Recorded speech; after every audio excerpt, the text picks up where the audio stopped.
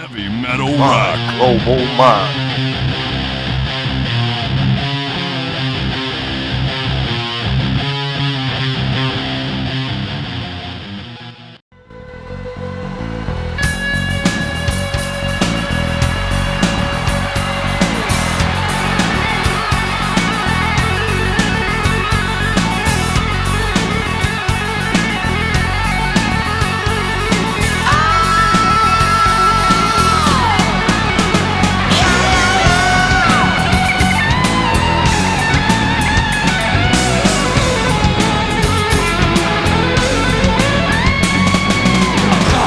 From the night to falling masses, evil lies, battle cry. Okay, cool. So I wanted to get started with this because first of all, as you've probably seen, I'm a huge Savatage fan. I've been a fan for at least 20 years, right? When I started listening to rock and metal. I mean, Savatage has always been one of my favorite bands. I'll put this out there. Amongst others, like the ones you see on the shirt here, Queensryche. I'm a big fan of rock and metal, period. So I'm like a lot of fans on social media, especially the ones on Facebook. I'm sure you're aware, right? There's like all these gazillion Savatage Facebook groups, and for years they've been praying and ranting about, can we please get some new Savatage music, please? So it's been a long time. I mean, it's been a good what 20 years since you guys did a headline tour. First of all, it's been a long time since we had a new record, which is being worked on, which we're going to talk about. So I want to kind of get into how is this happening now? Because you're back, and this is kind of a big deal for longtime fans. You know, that's the first question that I want to ask. We were looking for the impact of 20 years and you couldn't do it without 20. No.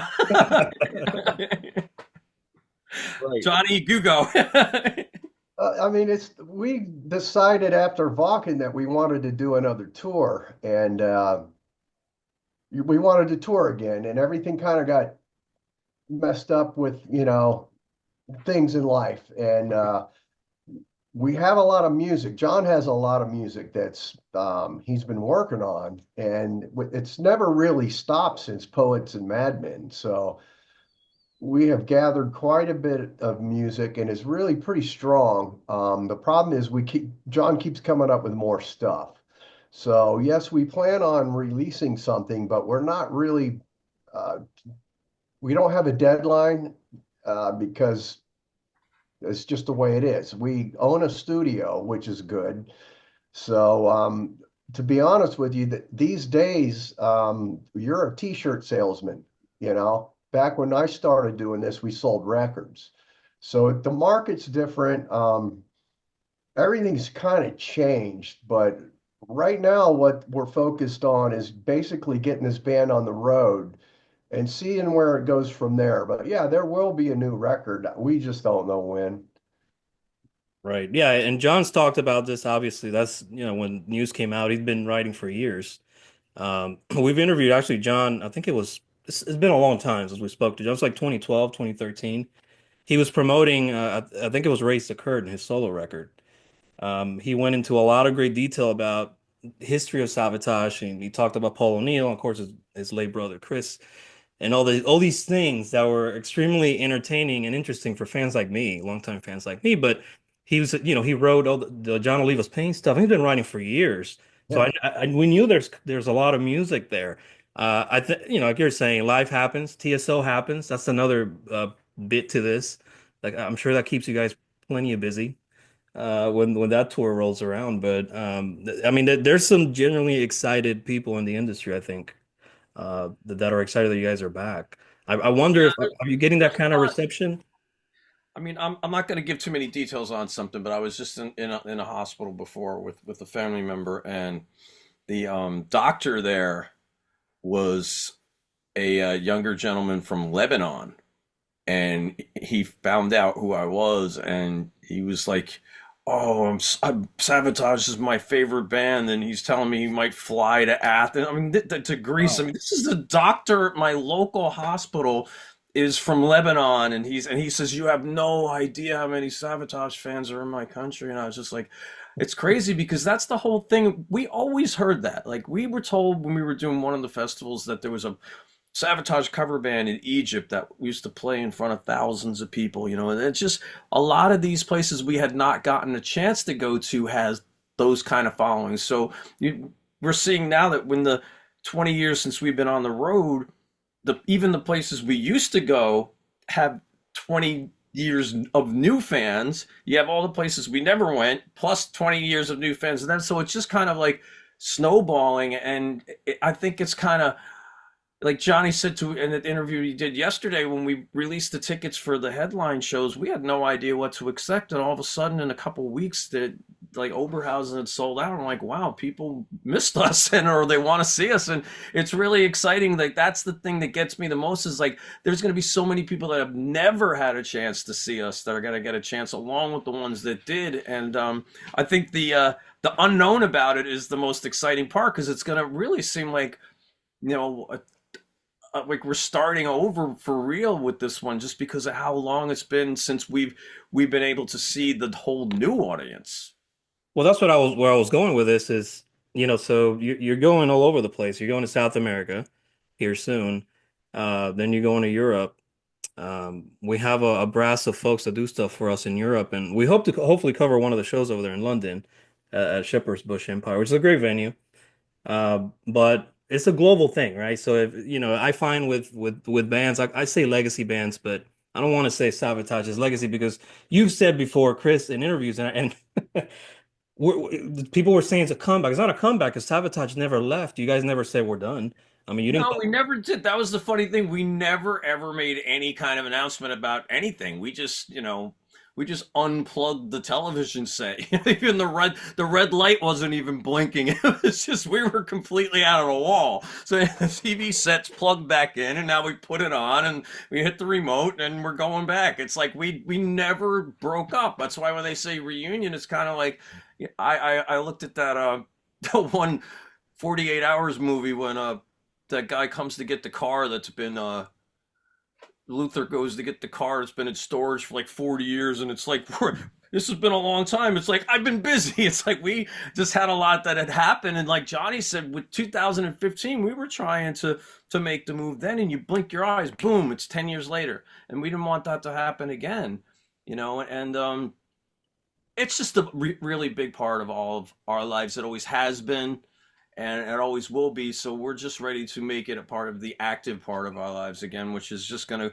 really, I know it's coming natural to all of us. When we all walked in the room and started playing music for the first time a few weeks ago, it was just, it's almost like you never stopped. It's weird. It's a long time, but it doesn't seem like it. I mean, maybe that has something to do with the fact that a lot of us have played together with the TSO. Johnny and Al are on the road, and me, Johnny, and Al were together with the spring tours, and me and Jeff and Zach have been on the East Coast, so we're all working together. But there was just something about when we got in the room as Savatage and started playing. It's like it's a different look on everybody's faces. There's a big smile on everybody. It just seems really excited about it for like a little kids that are going to their favorite amusement park or something like that. Like we're getting to go to Disneyland. The parents are letting us go to Disneyland.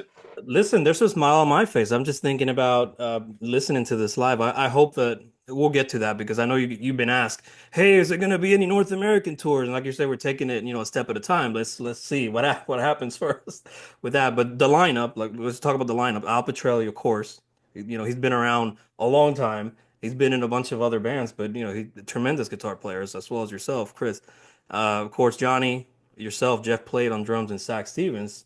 So there's different fans I think of Savatage, right? Like there's different eras of Savatage fans. Like me, I like all the eras. The music has always been great to me. It didn't matter if Zach was singing with John or just John. There's so much great material there going back to the early 80s. Now you have this combination of the later stuff, like The Wake of Magellan, for instance, right? I mean, I'm a progressive guy. I like that kind of music.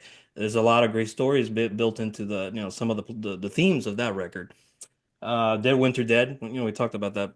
Another great record that I have. By the way, I was going to show you guys this. So I have the LP. I got this not that long ago, and it has the limited edition poster. I don't know if you've seen this. Ah, Yeah. Yeah, this is from from '96. Yeah. Yeah. That I'm, was the poster we had on that tour. And the funny thing about that poster is we had a bunch of them to go to the Legion members, and we brought some of them on the road. And the ones we brought on the road, we had signed already. So we Mhm. had them at the merch booth, signed Savatage posters, and the people, they didn't see us sign them. So these fans were coming backstage or meeting us on the street somewhere. And I think Johnny was there when this girl came up to us. She turned the poster over and wanted us to sign the back. And we said, well, we signed it already. She goes, how do I know? He says, so we were signing the back of the signed poster in the clear white spot. So her wall at home probably has like Savatage written by her and our signatures on it. But she'll remember that the rest of her life. I'll guarantee you that. Yeah. That's cool. But where I was going with this is the set list. This is where I'm going with this. I'm sure it's going to feature, and I've heard you speak about this, not specific songs, but I think Zach was talking about this. It's going to feature a lot of different eras of the bands. I would think, right? Because it's just, there's so much material there. Without saying anything specific, because I know you're probably still working on that, but is it going to be something to that effect, just a mix of a lot of different records? Yeah, absolutely. It's going to be a mix of everything. I mean, when John was in the band, Zach was singing some of John's songs.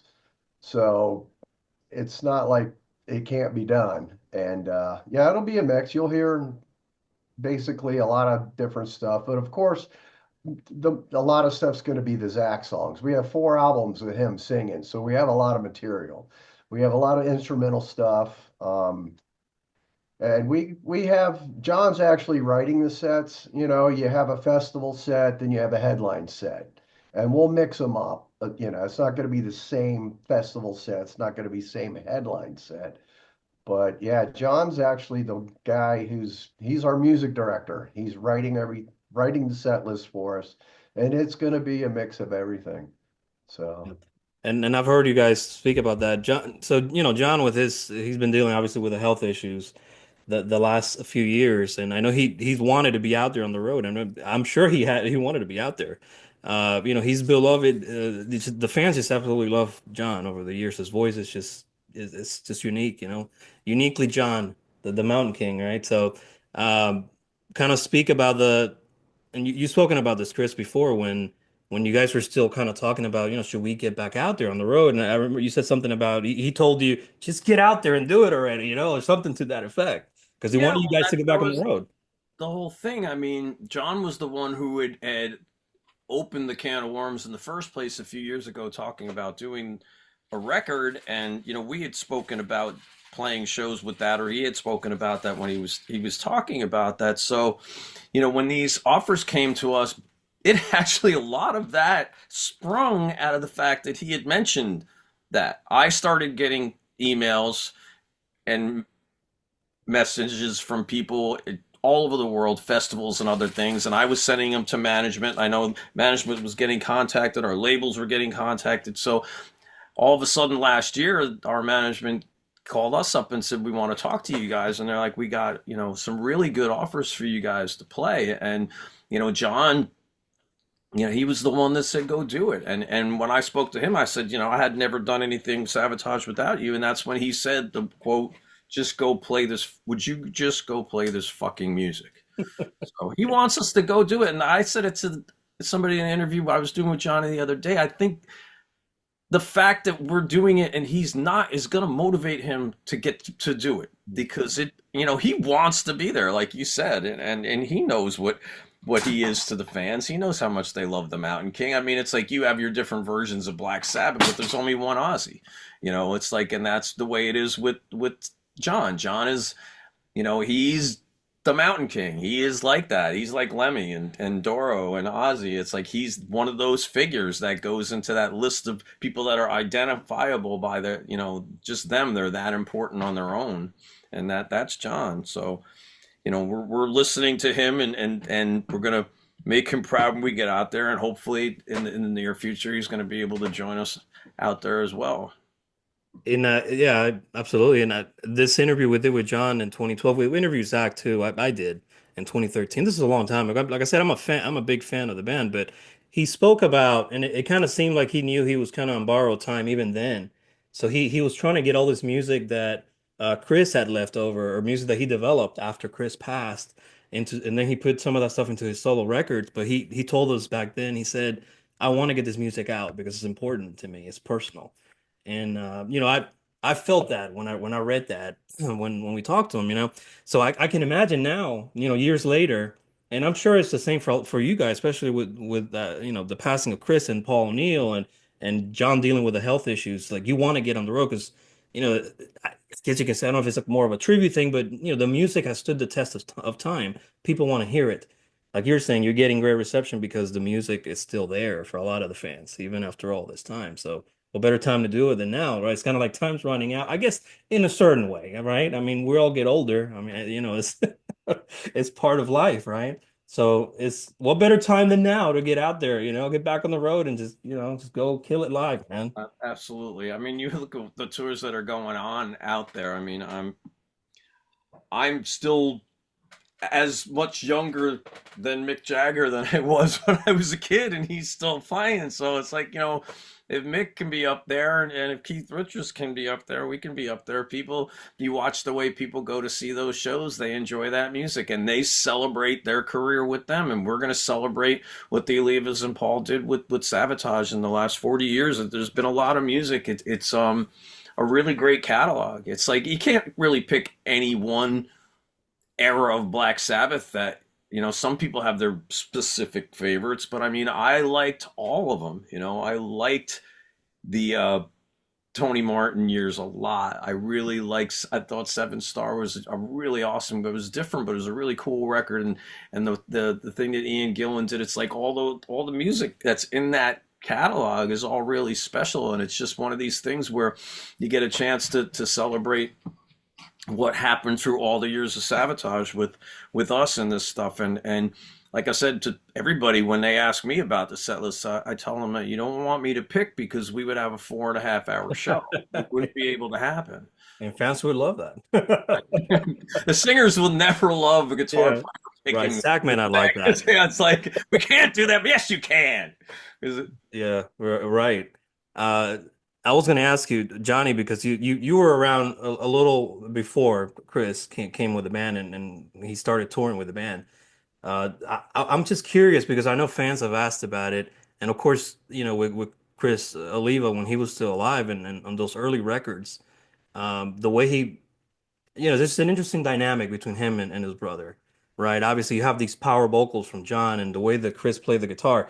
I know, Chris, you have said how he influenced you, but Johnny, from your perspective, when you guys were playing live in those early years, and I've seen some of the footage online, it ain't great from the 80s. It kind of sucks, but just to hear Savatage playing live in the early 90s and the late 80s, kind of talk about some of that chemistry with that lineup specifically.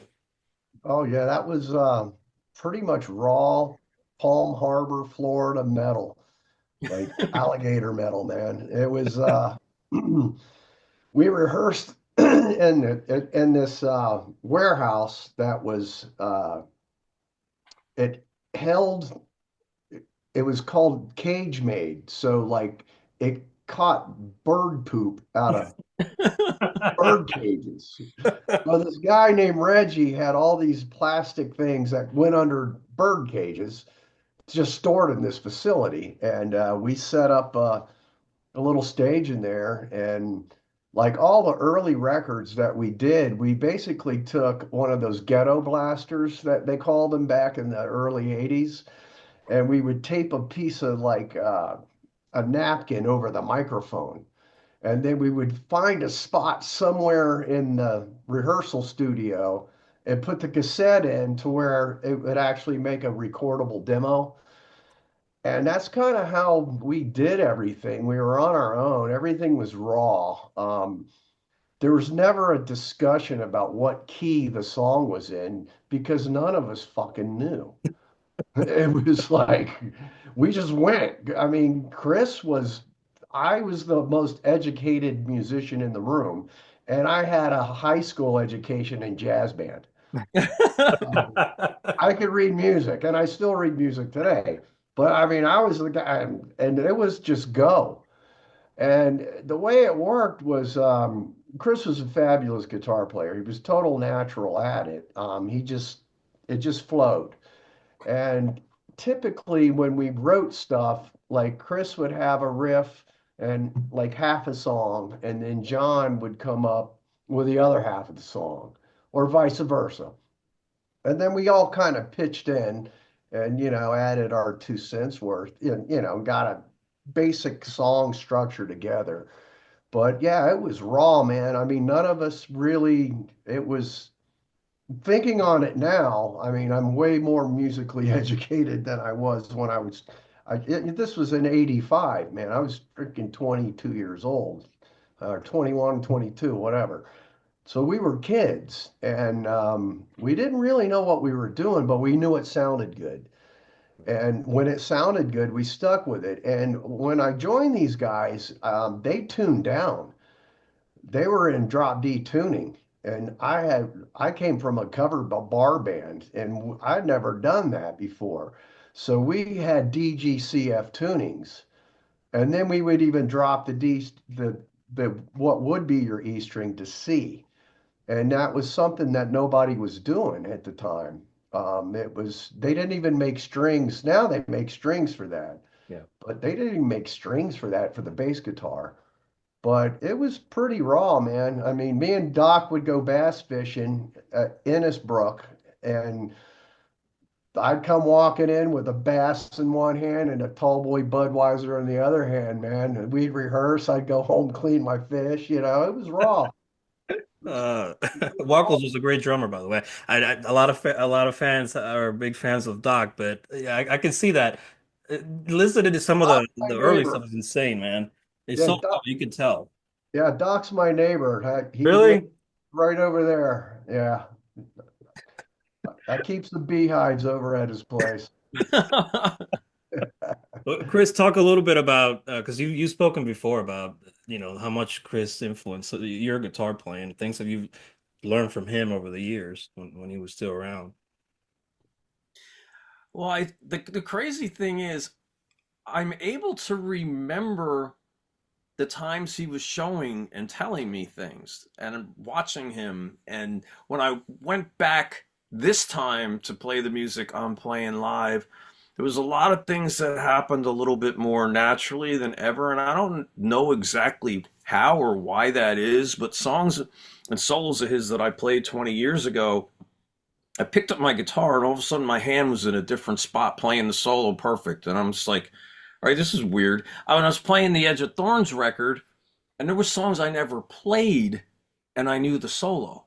And I messaged to Zach, and I said, Zach, there's something really fucking bizarre going on right now because it's just, I think maybe it's because as all the influence of him went into me, as I got older and I got better, I started to catch up to where he was 30 years ago. And it's just as I started playing, my hands and myself, considering how similar our influences were, just naturally went to where he was playing it. And it's happening now, and it's a lot. I think it's a lot more powerful because I'm not really thinking about them. I'm just playing them, and the notes are coming out, and the feel is there.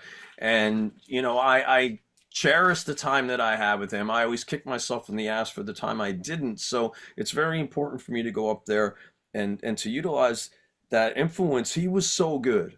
And I was a 19-year-old kid when I first played with him. It's like you think you know the world then, but you don't really know too much of anything. But at the same time, I was playing with Eddie Van Halen, and I didn't even really know it, or because he never really let anybody. He didn't say it. He knew he had the confidence of his playing, but he never lived on that. It wasn't what got him going. He just liked playing music with us and his brother, and he enjoyed going up there and doing what he did. And I was fortunate enough to be able to study him, and he would take things apart. He was doing some of these new little runs in like Summer's Rain and other things, and he would show me.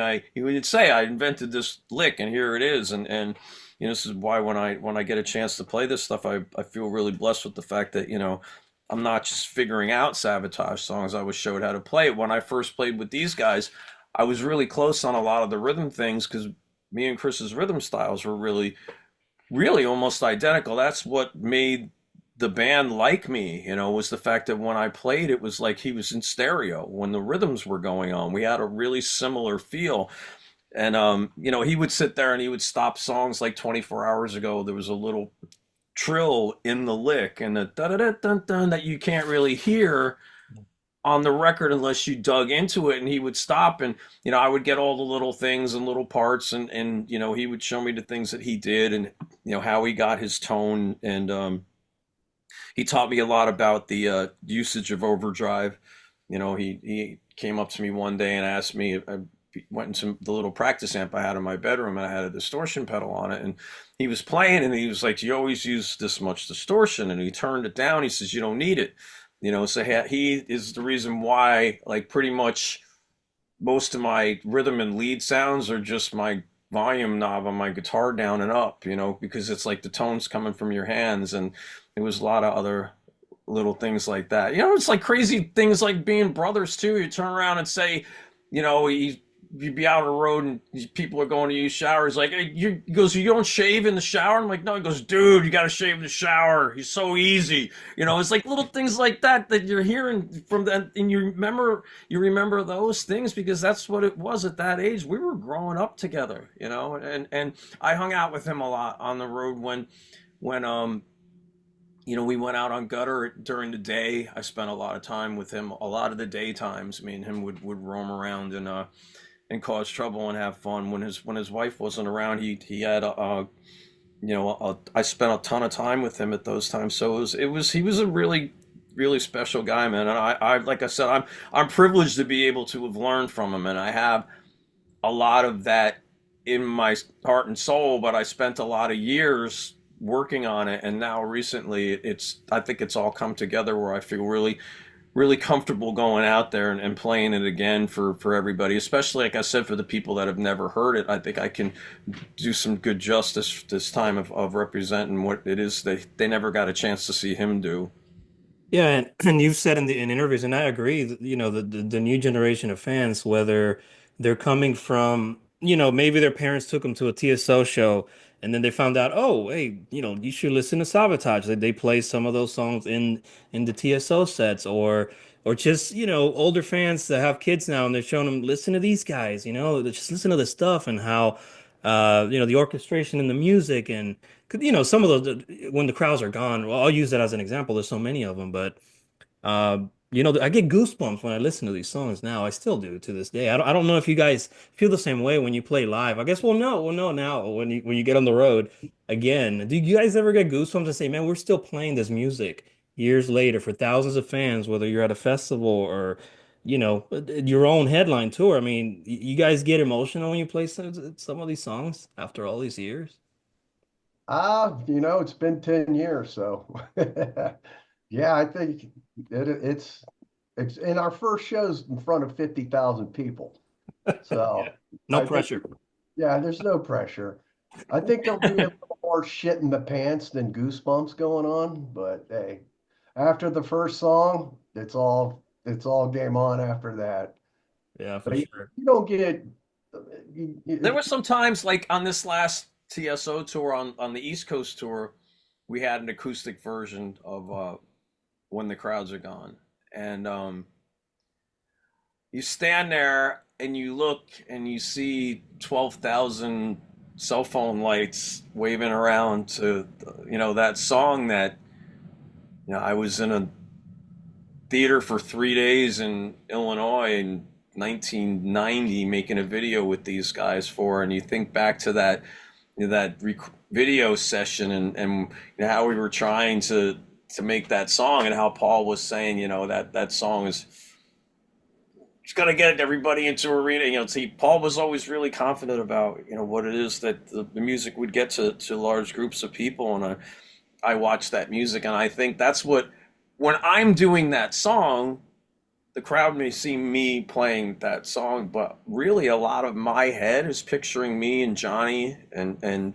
Chris filming that video. I'm thinking of Paul watching us out there, staring at us in the dark with sunglasses on, wondering what he's thinking. It's just like, yeah, that's what the thoughts that come to me when that stuff happens. So, I definitely have had a lot of moments, especially recently in the last few years when those songs are there. And not only did we have Chris that was lost, but also Paul. So there's definitely a ton of emotion that comes out when you play some of those songs in particular. Yeah, and I'm gonna get to Paul. I'm a big fan of the work he did through the years, but when we talked to John in 2012, the last question he was asked was regarding the Hall of the Mountain King, and he said, the question was, how did you know that that song was going to be a hit or it was going to be successful, after all these years? And Paul O'Neill came to what he told us was Paul O'Neill came to him to the brothers, and he said, there's this rock opera from Edvard Grieg. Have you heard it? And he said, they laughed. They're like, no, I have no idea what you're talking about. And of course, he turned out to be right when he said, if you guys play this as Savatage, it's gonna be a great hit. It's gonna be just trust me, And I always think about that because you go back to TSO, the same thing, right? The mastermind behind TSO, and he was heavily influenced by a lot of music, different kinds of music, from what I've read in interviews of Paul O'Neill. And he mentioned how he wanted to create this rock opera that had all these different tastes of music that he had listened to when he was younger. Like he mentioned the Who, for instance, right? Tommy, that was important to him, and Pink Floyd, and a few other ones that he mentioned. But he believed in that this was going to be a long, everlasting thing with Trans-Siberian Orchestra, and he was right. I mean, this has been a big deal for all you guys for years now, and people love TSO shows. I mean, every place you go to is packed house. Every arena seems like. I mean, kind of speak a little bit, eh, either of you guys, because I know both. He's meant a lot to you guys personally. How important Paul was, instrumental, because he was instrumental in the songwriting of early Savatage. The Oliva brothers have said that before, but to you guys personally, how much he meant. I'll let Johnny go Well, when we first. met Paul, we were basically on the verge of losing our deal with Atlantic. We had some pretty shitty management, and they kind of, I just joined the band. I didn't really, I was like, okay, which way to go, coach? I was one of those guys. I'll do what you want me to do. And I knew when I got involved with the guys, we had some really strong material, but when we got into the studio, the producer basically, I don't know, that it was just the fight for the rock record. And it didn't, none of us were there for the mix. Some of the songs that were on the record weren't even supposed to be on the record. And I was blindsided, but like I was new to the band. And we were basically on the verge of getting our asses booted from Atlantic. And I remember meeting Paul at the Brooklyn Lemoore, and we did a show there. We actually played with Poison. I think we opened for Poison. And at the end of the show, I met Paul, and he basically saved Savatage because Jason Flom kind of sent him our way, and it was like we needed direction. We needed a savior. We were about ready to, go under basically. And he took us under his wing, and I learned so much from that guy as far as just music production and life in general. But he basically took us under his wing, and it wasn't easy. But basically, he told us, on this Mountain King record, we were eating Campbell's soup and pizza. Four of us were in it was a really nasty hotel, the Times Square Motor Lodge in Midtown Manhattan, and we basically paid ourselves no money, did the Mountain King record, and then Paul took money out of his pocket and dumped in what we needed to actually make it a great record. So we were starving. He came in and basically saved our butts, and we had a great working relationship after that. I mean, we went on and did, the Gutter record, and it was like he was part of a band, and he was our mentor, our leader. He financed things for us. He took his own money and put it into our videos. he actually was, to be honest with you, directed our first video, Hall of the Mountain King, with Mick Rock. And I don't know if you know who Mick Rock is. He's a famous photographer. But no, I mean, he was our everything. And then TSO came about, and it's kind of like losing your father. He was a father figure to me and just a musical genius. And I learned just so much from just hanging out with the guy. And on top of that, he was the nicest guy you ever would ever meet. I don't ever recall him saying a bad thing about anybody. I never seen him take a drink. I never seen him smoke a cigarette. Never seen him take any kind of drugs. He was just a super nice guy and basically our boss and our mentor and our father, and miss him bad, man. That was a tough one. Yeah, I've heard, he says the thing about the drink. I remember once our Japanese record company was in town, and in New York City when we were doing something with I think it was at the Dead Winter Dead. I can't even remember exactly what it was. And Paul was out at the dinner table, and some of these Japanese business guys, they like to like cheers. They asked Paul if he wanted a drink, and Paul didn't want to insult them, so he totally whispered to me. He goes, "Watch what I'm gonna do." So he got um vodka on the rocks in a cup, and then he had a next to him he had a water glass that had nothing in it, and then he had a water glass that just had some ice in it. And when they turned their head and were looking, he picked up the glass with the vodka, poured the vodka over the ice till it ran out, then took the glass with the water and no ice and poured it to the exact amount of vodka that was in that glass and put it down. And then the Japanese businesswoman went to do cheers. Paul like chugged the glass, and they're like, "Oh yeah!" He like chugged the glass of water, and yeah, that he never let us worry when we were on the road. And I don't know if you've ever been on the road with the rock and roll band. A lot of shit happens. Not everybody has money all the time. Expenses and problems and things come up that you never expect.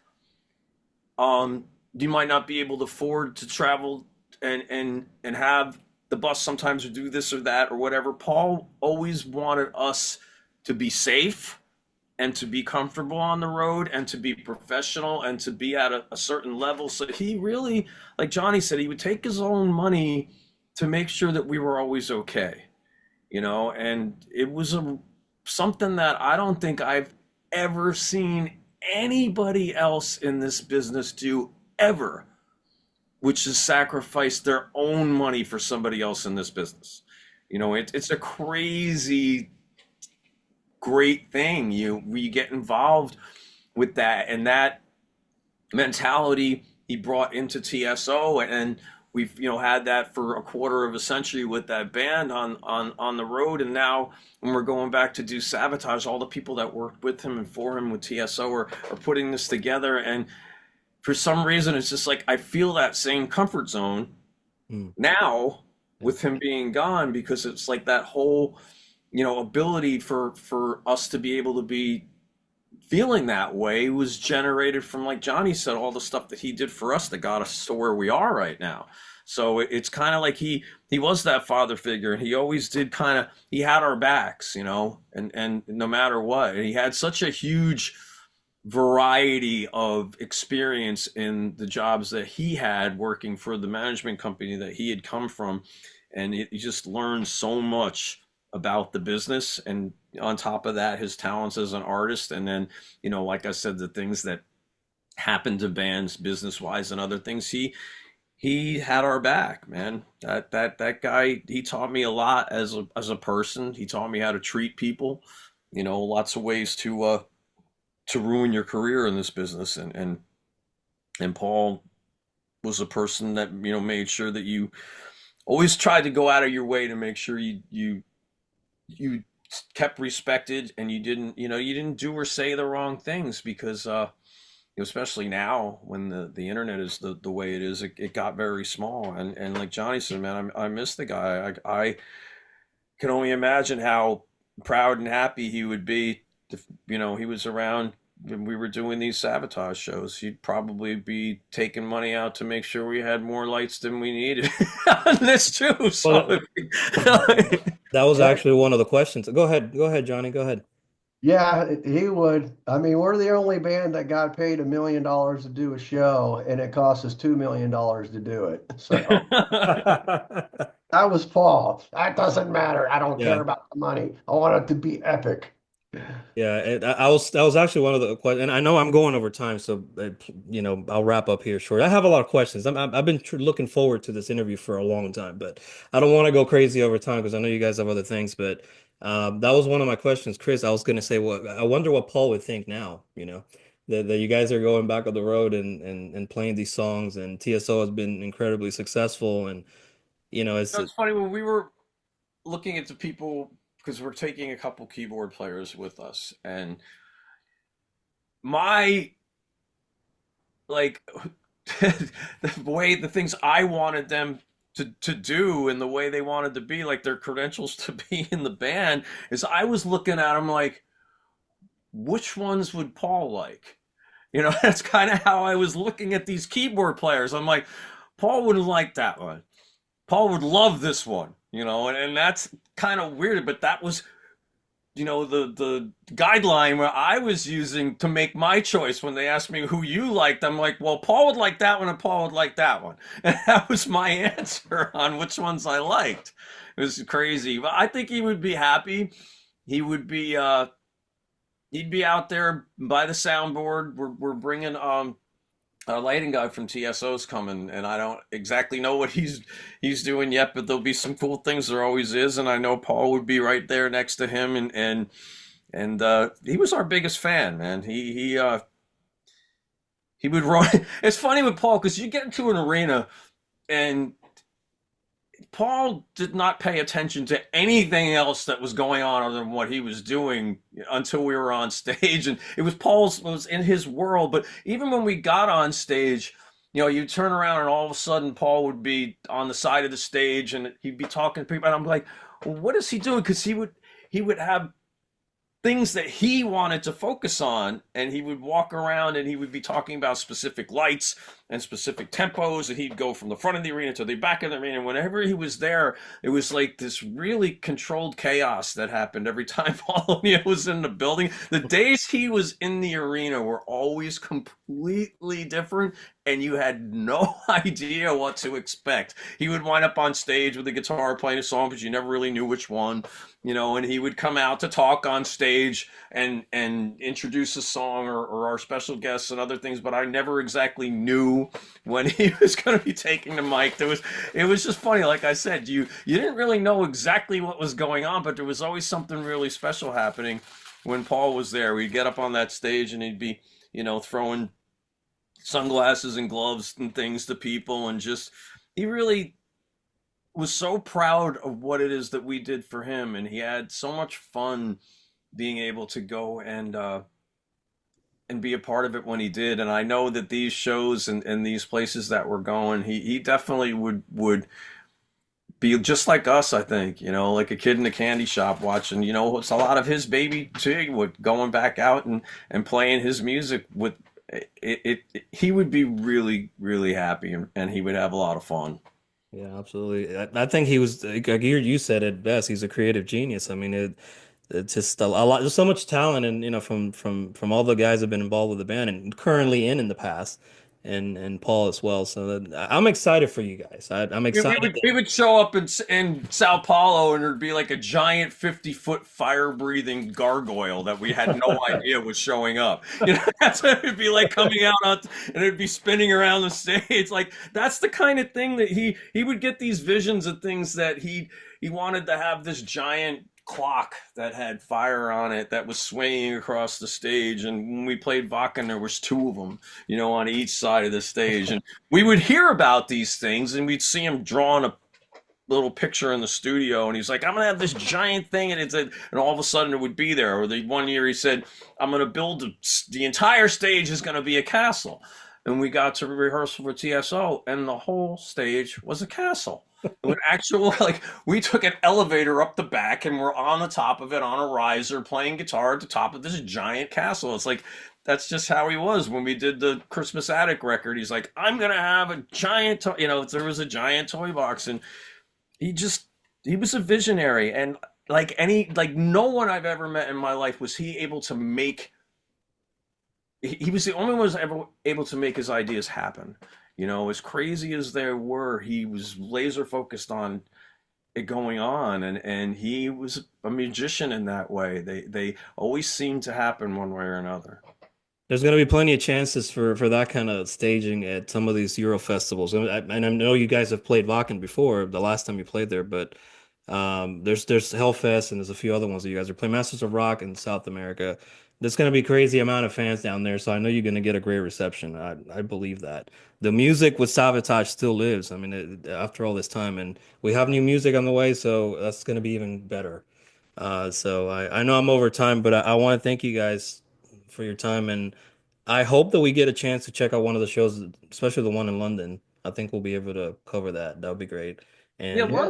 London's really cool because you see a lot like New York City and London, where if I go to see like a Maiden concert in New York City, you'll see all the little flags come up from the different Mhm. countries. And when we played London with Judas Priest on the Poets and Madmen tour, I just remember that looking out at the crowd, and you saw all these flags from Greece, from here and there, all over Europe and even South America. Although I guess it comes from it being a really popular tourist spot, but a lot of people go to school there or travel there, and it's definitely one of those cities that has that kind of impact. So. And I'm excited too. The other thing that you said in other interviews, are quick, that there's a new, fan base, right? The younger generation that are now discovering the band, and now you're going to get to play these songs again for them as well, not just the older, generation. So that's how the music stood the test of time, right?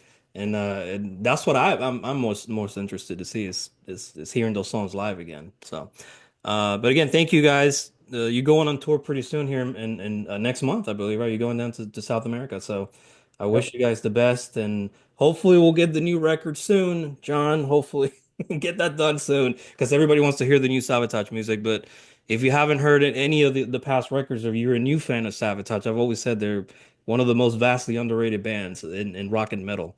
They were great for a long time, and they're still there. They never left, and now they're back. So it's all good in the Saba camp. And if you're a TSO fan, I like TSO stuff too. By the way, Johnny, I was gonna say right quick before we wrap up, I was in the show in Birmingham, Ah, Alabama. Not the last one this December, the past one, the year before that. I was down there. The nice PR folks for TSO set us up with guest list, and I thought it was funny. There was a gentleman who came up to me and my wife. Me and my wife went down there. She never seen a TSO show. I hadn't either. That was the first time I ever saw one. Fantastic production, great show. This was the lineup with yourself and Al Petrelli. Chris, you were up north doing the other leg of the of the tour somewhere in the north, but.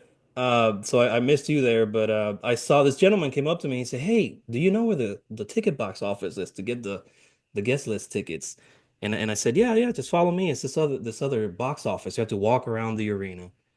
And we started talking, and I said, who are you here with?" He said, "Oh, I'm with one of the band members." And he said, "Oh, cool. Who's that?" He said, "Johnny Lee Middleton." I was like, I know Johnny from Savatage." I was like, "Oh, wow. It was your stepdad and your mom." So we sat down for a while before the show, and we were talking about Savatage, and they were like, "I can't believe you. Do you know that these guys whole discography? I thought you were just a TSO fan." It's like, "No, no, not even close." Super nice couple. They were fantastic, and they were telling me about how they try to go to your shows, the TSO shows, as much as they can, and I thought it yeah. was great. Yeah, they live in Tennessee, and that's the closest I get Yeah. is about a 4.5 hour drive. So they come every year. Loyal fans. Loyal fans, yeah, they were loyal, man. They were fantastic, and they enjoyed the show. You guys put on a great show that night. It was amazing. So Yeah, my mom bought me my first bass, $35 at a garage sale. there you go. I've been at it ever since. It's worked out pretty well for you. Well, thank you guys. I want to thank you again, and I hope the tour is a success, and we get this new music soon, and that we can all enjoy. So thank you for your time. I appreciate it. No, Nice thank you. chatting with you. and we will chat again when we could talk about what happened when we got out there. So That's right. be safe, and we will speak again soon. Thank Yes, you. sir. Take care. Bye. Thank Bye-bye. you very much. Bye-bye. Heavy metal rock. Global Mind.